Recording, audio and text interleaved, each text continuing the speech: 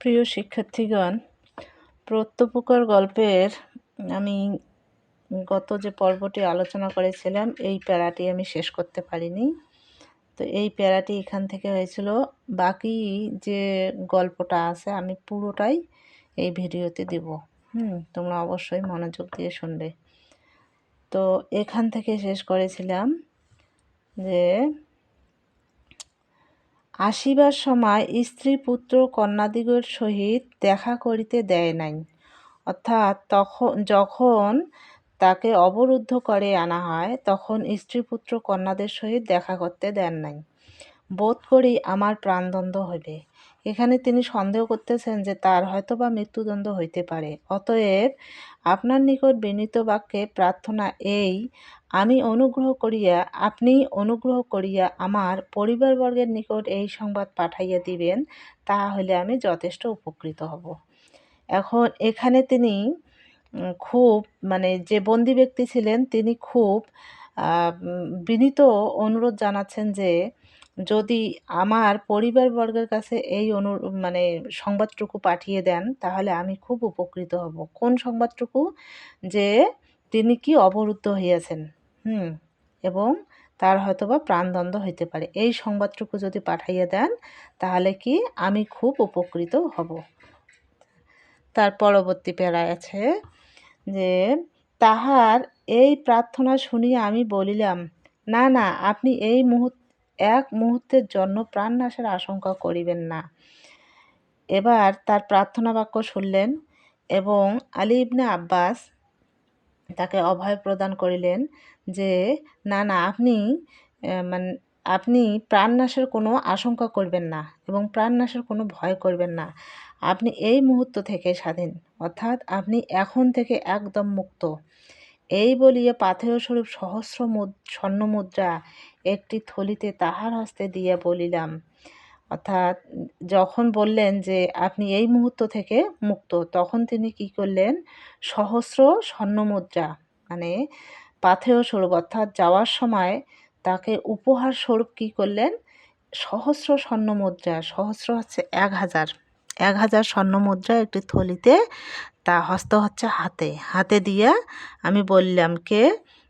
আলী ইবনে আব্বাস বললেন যে আপনি অবিলম্বে প্রস্থান করুন এবং স্নেহাস্পদ পরিবারবর্গের সহিত মিলিত হইয়া সংসার যাত্রা সম্পন্ন করুন।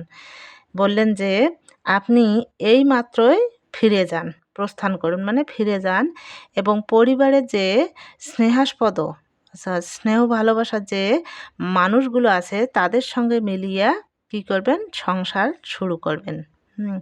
আপনাকে ছাড়িয়ে দিলাম, এজন্য আমার উপর খলিফার মর্মান্তিক ক্রোধ ও দেশ জন্মিবে তাহাতে সন্দেহ নাই। আপনাকে ছেড়ে দেওয়ার কারণে আমি জানি যে খলিফার মর্মান্তিক হচ্ছে ভয়ঙ্কর ক্রোধ, ভয়ঙ্করভাবে রাগ এবং দেশ বিদ্বেষ জন্মিবে আমার প্রতি, তাহা আমি জানি। এখানে আমার কোনো সন্দেহ নেই। কিন্তু যদি আপনার প্রাণ রক্ষা করিতে পারি তাহা হইলে সেজন্য আমি অনুমাত্র দুঃখিত হইব না। আচ্ছা, তাহলে আমি তার ক্রোধে পড়তে পারি, কিন্তু তাতে যদি আমি আপনার প্রাণ রক্ষা করতে পারি তাহলে আমার অনুমাত্র বিন্দুমাত্র আমি কি ক্ষোভ বা দুঃখ প্রকাশ করব না। তারপরে কি বলা হয়েছে? আমার প্রস্তাব শুনিয়ে তিনি বলিলেন, আপনি যাহা বলিতেছেন আমি কখনোই তাহাতে সম্মত হইতে পারিব না।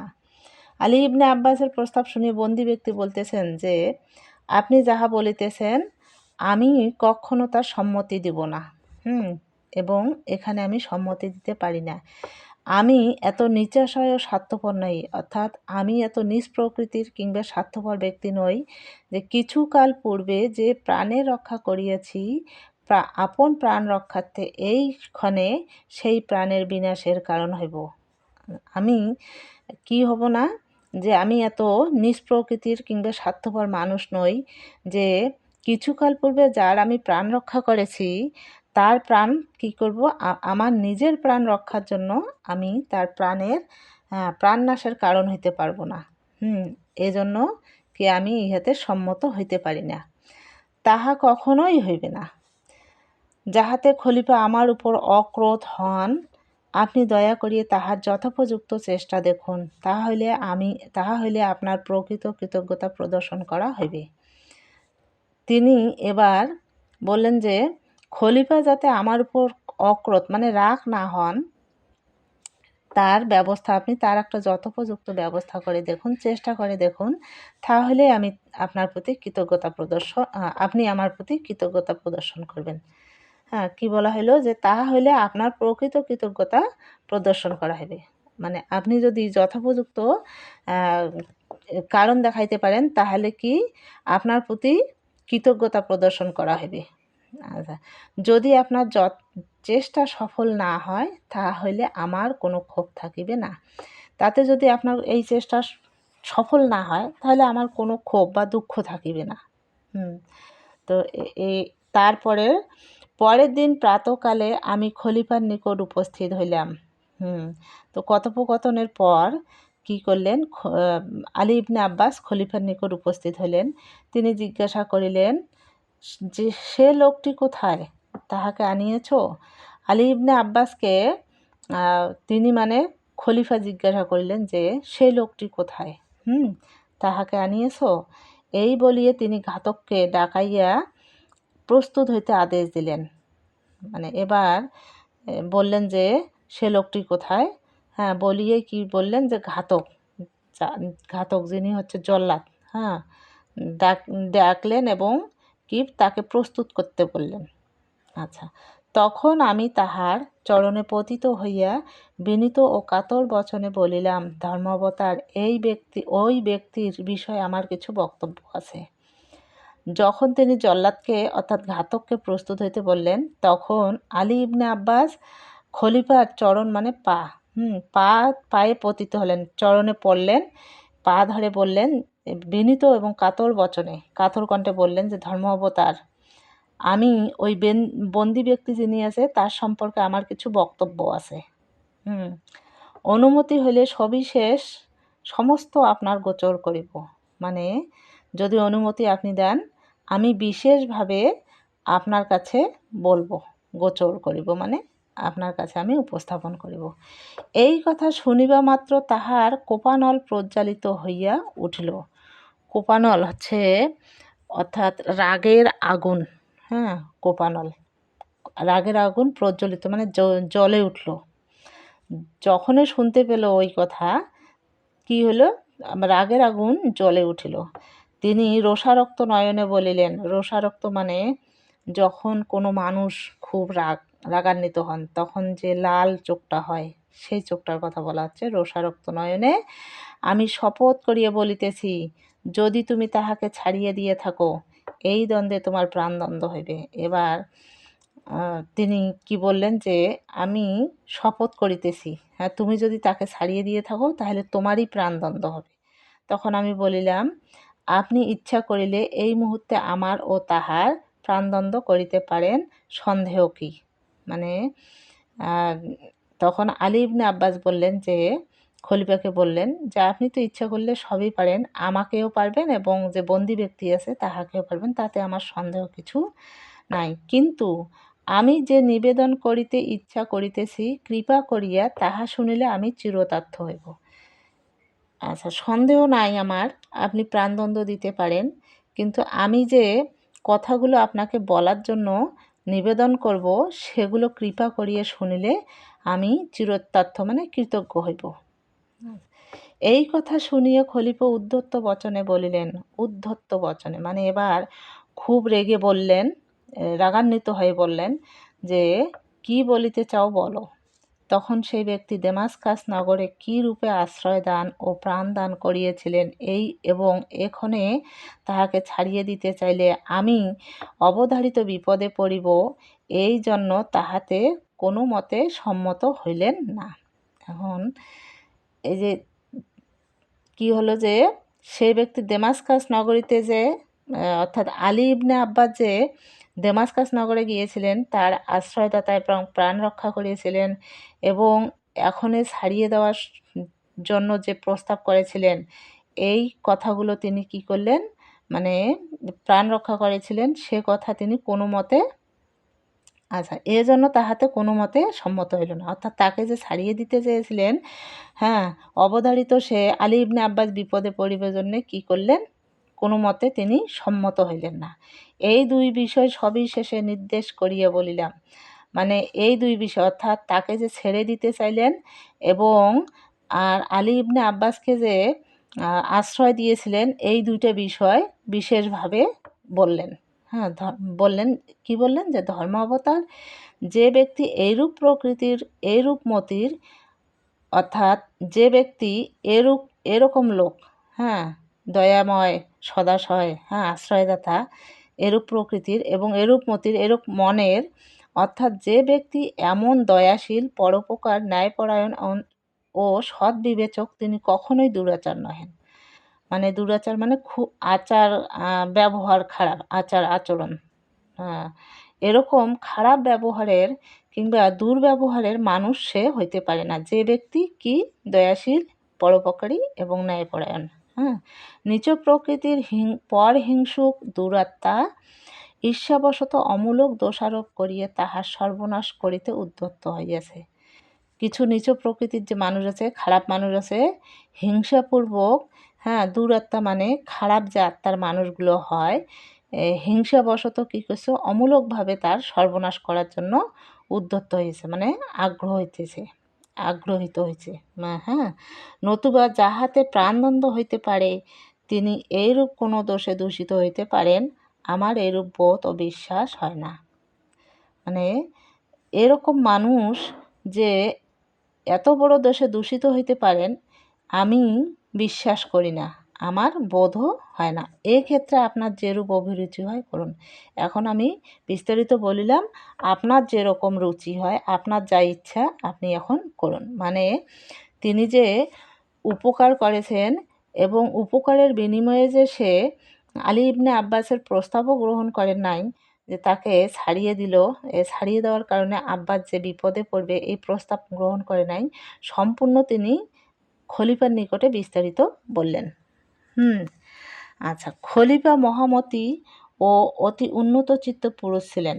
খলিফা মামুন যিনি ছিলেন, তিনি খুব উন্নত চিত্তের, উন্নত মনের পুরুষ ছিলেন একজন। তিনি এই সকল কথা কর্ণগোচর করিয়া কিয়ৎক্ষণ মৌন অবলম্বন করিয়া রহিলেন। আলী ইবনে আব্বাস যে বিস্তারিত বললেন সেগুলো, হ্যাঁ, ভালো করে শুনলেন, কর্ণগোচর করলেন এবং কিছুক্ষণ চুপচাপ করে রইলেন। মৌন অবলম্বন মানে চুপচাপ থাকলেন। অনন্তর প্রসন্ন বদনে বলিলেন, তখন খুব প্রসন্ন বদনে, খুশি মনে, হ্যাঁ, খুশি মুখে বললেন যে সে ব্যক্তি যে এইরূপ দয়াশীল, ন্যায়পরায়ণ, ইহা অবগত হইয়া আমি অতিশয় আহ্লাদিত হইলাম। আচ্ছা, সে ব্যক্তি এই যে এরূপ দয়াশীল, এরূপ ন্যায়পরায়ণ, এটা আমি জানার পরে খুব খুশি হইলাম। আহ্লাদিত মানে খুবই খুশি হলাম। তিনি প্রাণদণ্ড হইতে অব্যাহতি পাইলেন, মানে এই বন্দি ব্যক্তি প্রাণদণ্ড থেকে ছাড়া পেলেন। বলিতে গেলে তোমা হইতে তাহার প্রাণ রক্ষা হইল।